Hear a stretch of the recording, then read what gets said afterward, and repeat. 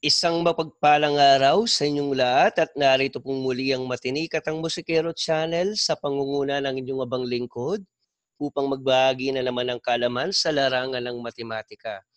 Ang ating diskusyon sa sesyon na ito ay ating pinamagatang higher derivatives bilang karugtong ng ating previous lesson or previous session. At bilang panimula, naganda ang inyong abang lingkod ang isa pang halimbawa. Show that y is equal to x cubed plus 3x plus 2 satisfies the differential equation y triple prime plus xy double prime minus 2y prime is equal to 0. So, paano natin bibigyan ng solusyon ang ating given problem na yan?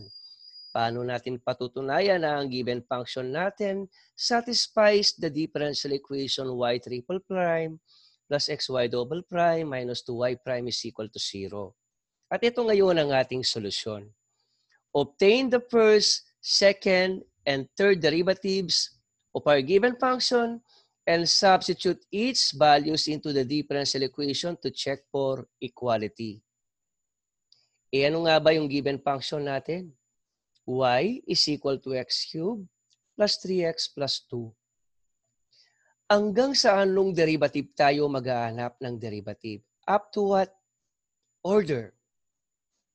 Malalaman natin yan kung ating titingnan ang ating differential equation. Ang ating differential equation, y triple prime plus xy double prime minus 2y prime is equal to 0.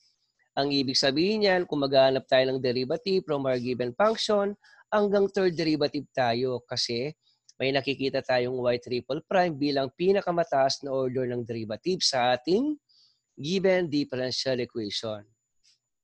Ating ngayong simula ng paghahanap ng first derivative from our given function, y is equal to x cubed plus 3x plus 2. Ang ating first derivative, y prime is equal to 3x squared plus 3. Bakit?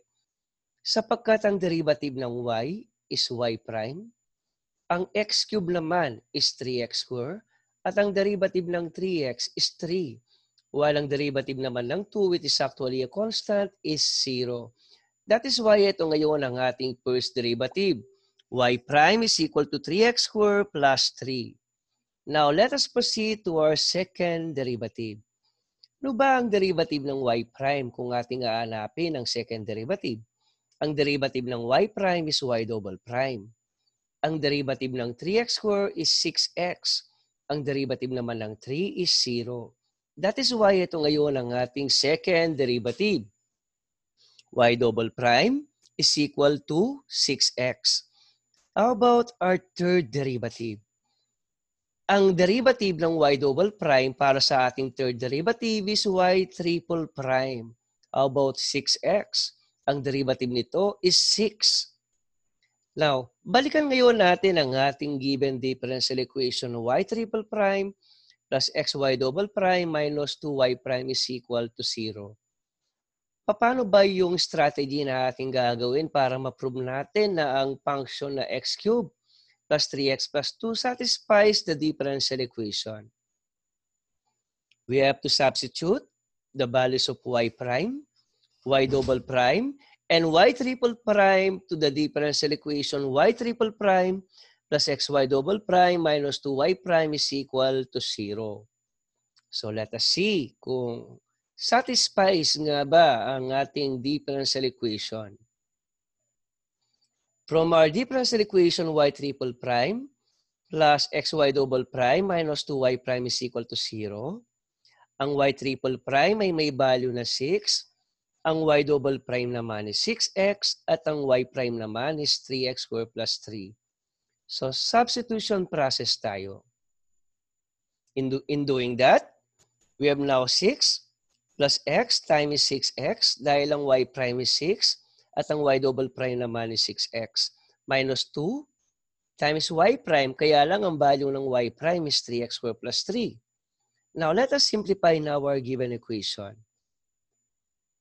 6 plus x times 6x. So I think we have 6 plus 6x squared minus 6x squared minus 6 because 2 times 3x squared is minus 6x squared. At ang negative 2 times positive 3 is negative 6. Now, kung papansinin natin ang ating given equation, positive 6 and negative 6 is equal to 0. 6x squared minus 6x squared is also equal to 0. That is why 0 is equal to 0. Ang ibig sabihin yan, true. Thus, y is equal to x cubed plus 3x squared plus 2 satisfies the differential equation y triple prime plus xy double prime minus 2y prime is equal to 0. At yan ngayon ang ating isa pang halimbawa.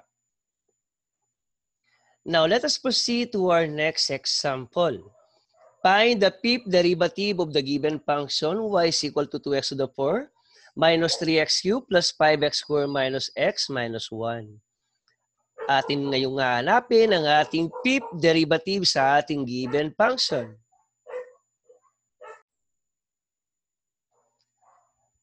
Ngayon naman, para sa solusyon ng ating given problem, bilang panimula, ang first derivative ng ating given function, ang derivative ng y is dy over dx. Maaari din kasing isulat yan ng y prime or f prime of x eh. Kaya lang sa pagkakataong ito, dy over dx muna tayo. So ang derivative ng 2x to the 4 is 8x cubed. Ang derivative ng negative 3x cubed is negative 9x squared. Ang derivative ng 5x squared is positive 10x. Ang negative x naman is negative 1. Ang negative 1 naman is 0. At yan ngayon ang ating first derivative.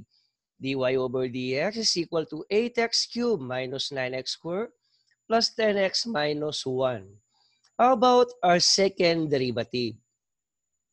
Para sa ating second derivative, ang derivative ng dy over dx is d square y over dx square. At ang derivative ng 8x cubed is 24x square. Ang negative 9x square naman is negative 18x. Ang positive 10x is positive 10. Walang negative 1 naman, ang derivative nito is 0. At ito ngayon ang ating second derivative. d square y over dx square is equal to 24x square minus 18x plus 10. Ngayon naman, para sa ating third derivative, ang derivative ng ating second derivative or ang ating third derivative para sa d square y over dx square is d cube y over dx cube. Ang derivative ng 24x square is 48x. Ang derivative ng negative 18x is negative 18. At ito ngayon ang ating third derivative. d cube y over dx cube is equal to 48x minus 18. Now, let us proceed to our fourth derivative. Para sa ating fourth derivative, ang derivative ng ating third derivative is d to the fourth y over dx to the 4. Ang derivative ng 48x is 48. Ang derivative naman ng minus 18 is 0 dahil ang 18 is simply just a constant. And in fact, ang derivative ng constant with respect to x is always 0 mula pa sa ating basic differentiation formulas. And lastly, para sa ating fifth derivative, ang ating fifth and final derivative, d to the fifth y over dx to the fifth is equal to 0 sapagkat ang derivative ng 48 as a constant is 0. At ito ngayon ang ating final answer. Ang ating fifth derivative, ang sagot is 0. Thank you and God bless us all. Muli, ito po ang inyong Matinikatang Musikero channel na nagsasabing maraming salamat po at mabuhay ang bawat kabataang Pilipino.